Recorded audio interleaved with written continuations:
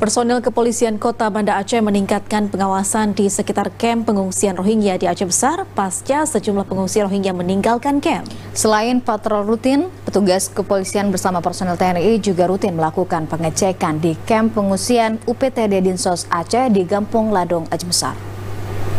Sejumlah ruas jalan Laksamana Malahayati atau yang berada di depan UPTD RSBM Dinas Sosial Aceh menjadi lokasi patroli personel kepolisian dan TNI di Kecamatan Masjid Raya.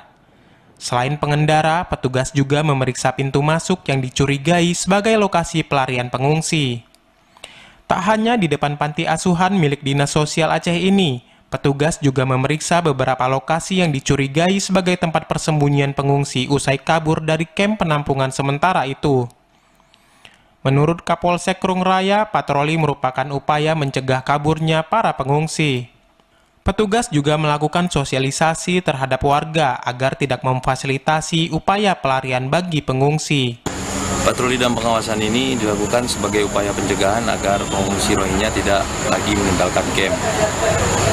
Serta kita akan menjaga masyarakat agar tidak terlibat untuk memfasilitasi atau membantu pengungsi dalam meninggalkan kamp. Hingga kini upaya monitoring terhadap para pengungsi juga rutin dilakukan guna mengantisipasi berbagai permasalahan di tengah pengungsi.